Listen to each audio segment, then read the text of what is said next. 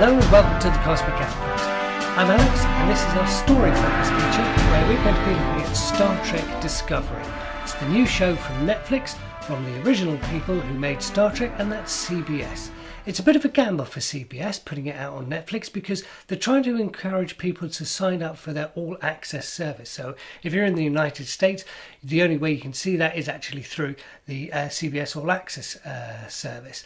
Over here in the UK, we have access to it via Netflix. So Star Trek might well have only one season. The reaction to it so far has been mixed, and if those subscriber figures don't get up enough to where CBS needs them to be, they might can the series after only one season. But that's all in the future. As I say, this is the story focus feature, so we're going to split this down into two parts tonight. First of all, we're going to go through the story in a non-spoiler fashion, so anyone who hasn't seen the show but wants to know what it's all about can get a bit of an idea of what it is from our little video here. And then in part two, we're going to be moving on to the spoiler part, so I'll assume you've actually seen the show and can join in with me questioning some of the story parts that was done. So without further ado, let's get started with the spoiler-free part of the story focus. So, having watched the first episode and the second episode, we can say that they're kind of playing it safe when it comes to what the fans are expecting. They need to appeal to all the new fans who've only ever seen Star Trek on the cinema screen, and they need to appeal to the old fans who are hard and fast, possibly from the original series, Next Generation, DS9, Voyager, Enterprise, that sort of thing. They've done fairly well. They've pretty much played it by the book. They established a set of bad guys who are the Klingons, only they're fanatical Klingons, which allows them to just mess around with the Klingon heritage a little in the show. And then we have the good guys, which are the Federation, and it's not the Starship Enterprise, it's the Starship Shinzu, where we get to meet the first officer and the captain and the science officer. We don't need to worry about the rest of the crew, so you can probably imagine where that's going. It's very much a build-up to war. So the scene is set, and we have an asteroid field where they are doing the Starfleet kind of thing and discovering items. And then, unfortunately, they meet the Klingons, and the Klingons have a bit of an ulterior motive for the Federation. It comes to blows to begin with, and so tensions run high, and then the Klingons call in some reinforcements just as the Federation are bringing in their reinforcements. Consequently, a large battle ensues. I'm not calling this Star Trek battle zone for nothing, and we get to see a lot of fast-paced action, a lot of spaceship combat, a lot of destruction, and all in all, as you can imagine, the Federation comes off worse, and they have to lick their wounds and hobble away to space dock in escape pods. But you could tell that was coming. All in all, it was a nice show. It didn't blow me away particularly. They developed some trust between the first officer and the captain. They developed that slightly rebellious streak that they should have, and they introduced the science officer, who was from a alien race where you kind of question their function. But watch the show and you'll see what I mean. So that was pretty much about it. It was a good show, as I say, enjoyable. They set the scene really well. When you see it, you'll kind of think back, if you've seen the Battlestar Galactica miniseries, how the episodes 1 and 2 work quite nicely into a film that people who may be thinking of signing up to the subscriber service or may not can either take it and go, well, that was a good Star Trek film, or they can say, wow, that was a good Star Trek film, I'm going to watch more. They didn't leave anything massively hanging for the fans. So I think unfortunately, that's all that needs to be said. Touching on the plot points before we move into the spoiler section, they used a rather big MacGuffin, which was just a bit too much. For those of you who don't know the term MacGuffin, it's something that serves the plot and has no other reason to be in the show other than to move the plot forward. They had some Ex Machina, which is short for Deus Ex Machina, which is God in the machine, and this is where something untoward is happening, and Deus Ex Machina comes in and stops it from happening, and they did unfortunately have to rely on that at one point. Other than that, the story, as I say, was written by the book from A to B to C to D. It was fairly predictable, but in the grand story arc, we find out that this is what the Klingons actually wanted. They wanted to start the war, so they did a good job in that. So I'm just going to take a quick break to tell you about my Twitter feed, and then I'll be back with the spoilery part of this story focus.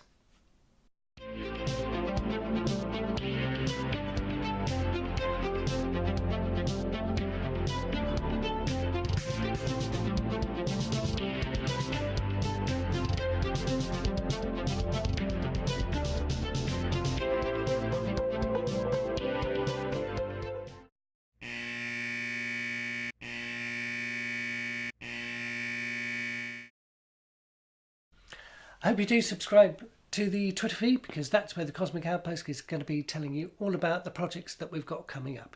You see, we're doing this story focus to actually find out how to write stories for a comic book that we're producing. So follow us on Twitter and you'll be able to find out more about that. So let's get down to the spoilery part of story focus. I assume you've all watched the first 2 episodes of Star Trek Discovery and could join in with me and say that parts of the story didn't quite add up. It was a good story. I did like the easy way the scene was set. A nice asteroid field with a starship there to have a look at the communications beacon that was malfunctioning because it had a hole blown in it, and the mysterious object that was in there. We'd seen them using a worker bee to actually go in and look at the communications outpost. Why didn't they take a worker bee, or even better, a shuttlecraft, down to see the anomaly in the asteroid field? Would have provided a lot more protection, but then they wouldn't have had the spacesuit combat with the Klingon. But they could have landed on the hull in a shuttlecraft. The Klingons could have attacked. Something could have gone wrong. They could have blasted off. They could have been injured. They could have achieved the same way, but with more of a Star Trek way of doing things. I mean, I don't want to be too nerdy about it. I'll cover that at the end. But you've got to think, well, you just put the spacesuit in there, so she was in a spacesuit. Very reminiscent of Spock in the motion picture. So yeah, that didn't really work for me. Moving further into the story, we have the race of aliens who used to be bred as cattle and now can sense danger wherever they go. This is a Starfleet ship. They blow up for a living. If you sit too close to a panel and get hit by a photon torpedo, boom, that's going up in your face. The force field could fail. The transporter accidents. Everywhere this guy goes, he's going to be sensing death. So I'm not entirely sure what that race is doing in the show, other than to bring the "I sense death" line in the trailer for Star Trek Discovery.